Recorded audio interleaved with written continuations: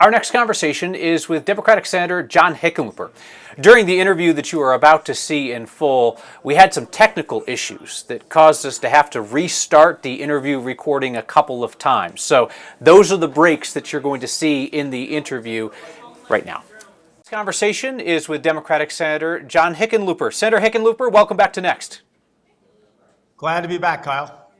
So your counterpart, Senator Michael Bennet, was on here recently. He's running for governor, looking to leave the Senate, and he agreed with the assessment that President Trump has your party pretty well boxed in and beaten at the federal level in the foreseeable future. That's one reason why he's looking to leave the Senate. Do you agree with Senator Bennett's assessment? No, I mean, I can see where he's coming from, and certainly it's been no fun dealing with the flood the zone chaos that's everywhere. But I think there's lots we can do here, and again, it is a steep road. But I mean, I voted against taxes that are going to be on people. That selling public lands is not a way to balance the budget. That cutting Medicaid is going to affect seniors and kids and ranchers. You go down the list. So I think there's an awful lot we can do to raise the awareness, and in that process, that's what politics is. Get the people to say, no, this has nothing to do with why we voted for Donald Trump. On the issue of tariffs specifically, do you think that President Trump's pledge, his stated goal to impose these tariffs and then rebuild American manufacturing, do you think that that goal is impossible, or that it's just not worth the pain in the meantime? Well, I think it's if not impossible, almost impossible doing it the way he's doing it. I'm not aware, I've never heard of any government ever imposing huge tariffs on almost everybody, but on many, many trading partners without negotiating. I mean, historically, you go out and you negotiate with foreign governments and you figure out how you want to get your trade in balance. And then the place where you can't quite get balanced, then you put a tariff or you balance out your tariffs with each other. Doing a massive global increase in tariffs it just stops everything. And I can tell you, it feels, I know it was a long time ago, but it feels like just yesterday that I was opening a restaurant and trying to figure out how I was going to raise enough money. And when we had tough months, how I was going to balance the budget. If you don't have the ability to predict the economic circumstances that you're in, are your taxes going to go up or down, or you're going to have a tariff, it's really hard to allocate your capital. So when you have all this uncertainty, now we have a 3-month pause on tariffs. That means all our major companies and most of our small companies are going to hesitate and not make massive, significant investments of capital that are the kinds of investments that create jobs and are the kinds of investments that grow our economy. So what we're doing is basically freezing our economy in place, which is almost always a recipe for how do you shrink it and get yourself into a recession. If Americans had looked northward last night, they would have seen millions of middle fingers extended from our Canadian neighbors as they voted in the anti-Trump Liberal Party there, an enormous swing in that election. My question to you is, who are America's allies right now?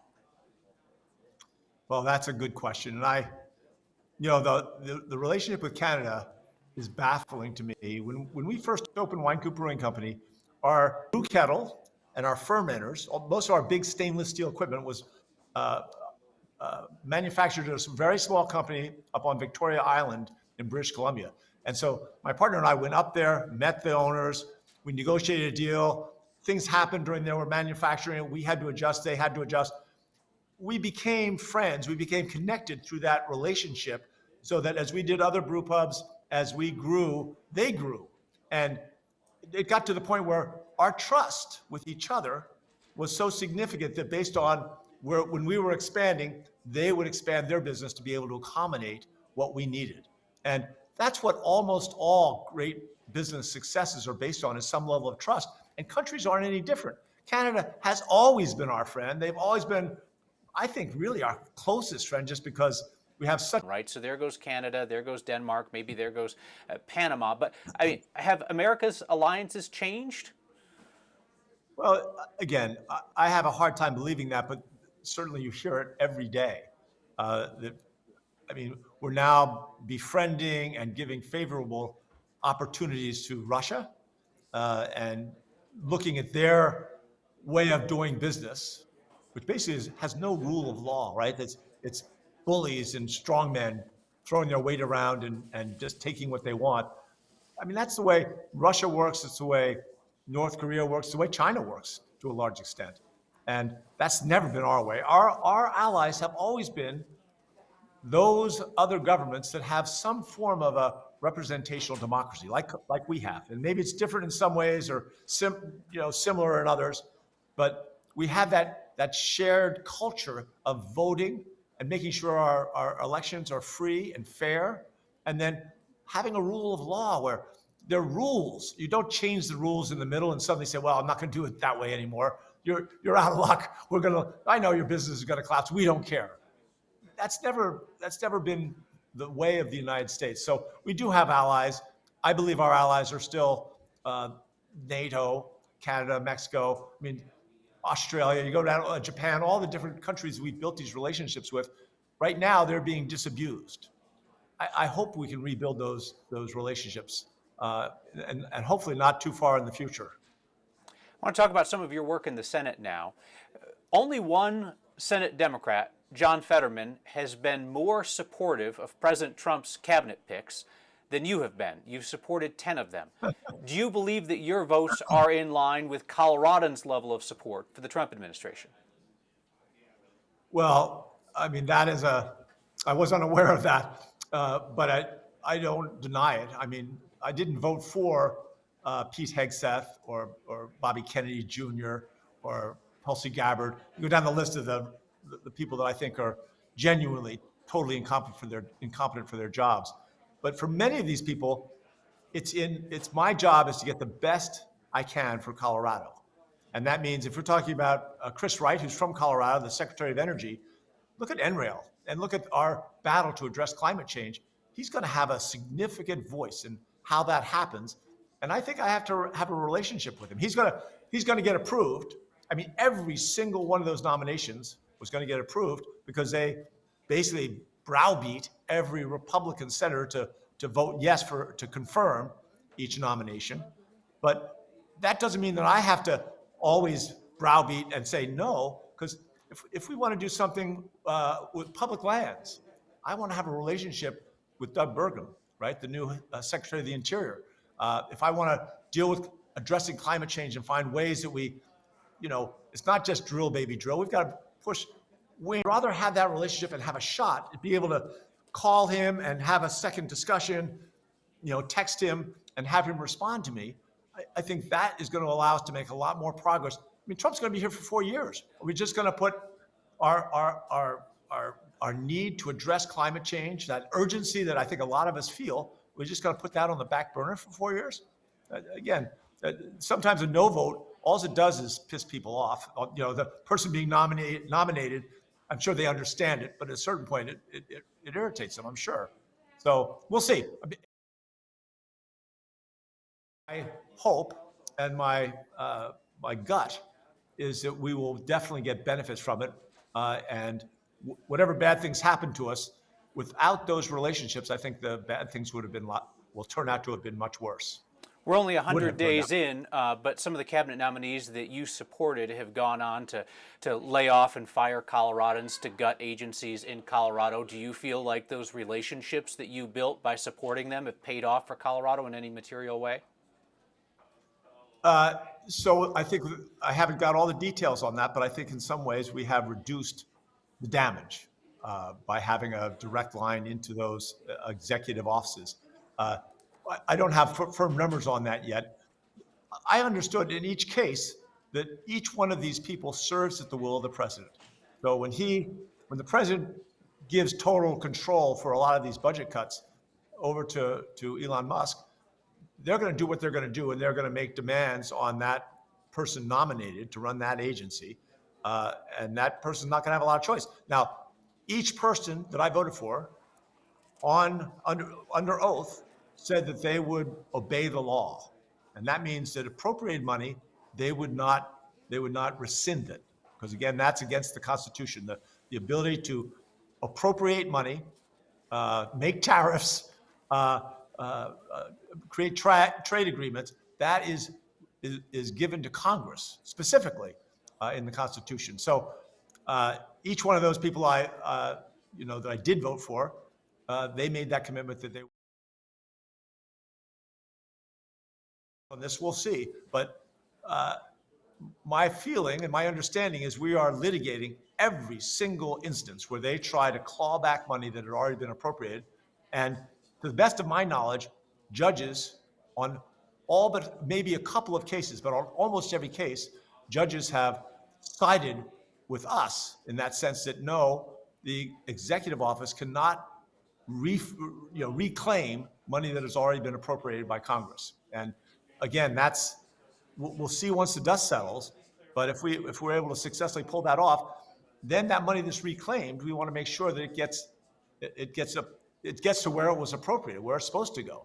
So those tax credits or loans for wind or solar energy or for battery development, for innovations around nuclear, whatever, we want to make sure that those things that, well, I actually spent a lot of time trying to get the Inflation Reduction